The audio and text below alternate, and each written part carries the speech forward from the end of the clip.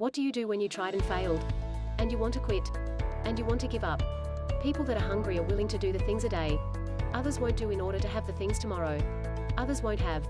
You have to make sure that your dreams, will aspirations and goals, are so big that not accomplishing them is not an option.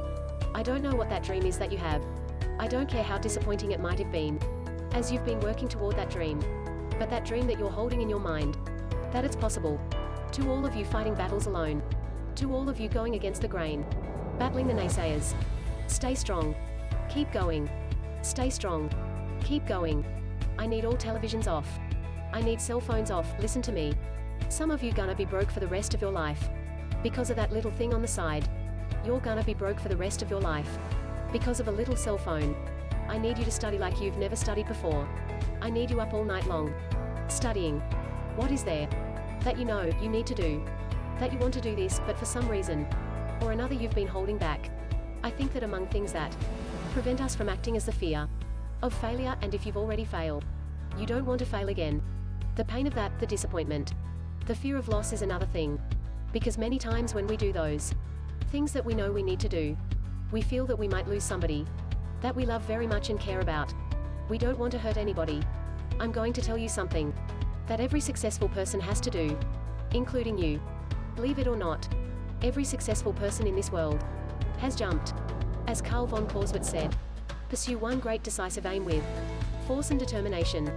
You stop dreaming and you go back to knowledge. Find that thing that makes you come alive. Focus on everything around you, the opportunities, the fact that you're alive.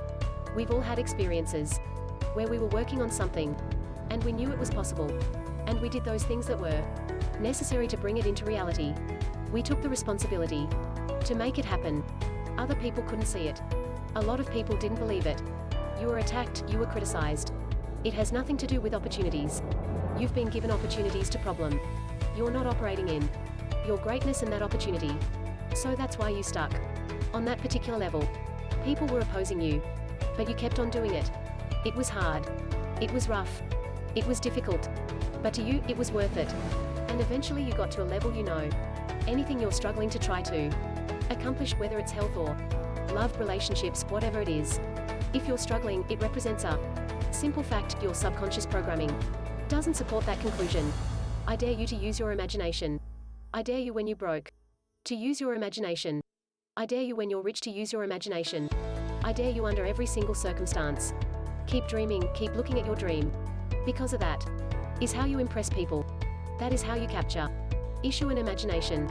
And if you want to do something extraordinary and be remembered, you've got to get so good then you're performing at a level that has never been seen before. That is the only path to set the bar ridiculously high and then surpass all expectations. You can't put it down low and then beat it and say, whoa, look at me. We say that in zero-based thinking you ask this question: is there anything that I am doing today that, knowing what I now know, I wouldn't get into again today if I had to do it over? We call this a KWINK analysis. Knowing what I now know, KWINK.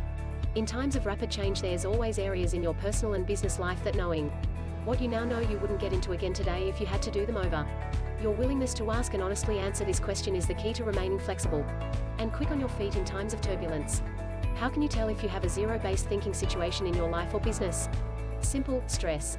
Whenever you experience ongoing chronic stress about any person or a situation, you should ask yourself, if I was not now in this situation, knowing what I now know, would I get into it again today? This is a great question. Here's another question for you: what % of the time do you think that you would turn out to be wrong? Well, the answer, according to the American Management Association, is about 70%. 70% of your decisions will turn out to be wrong in the fullness of time.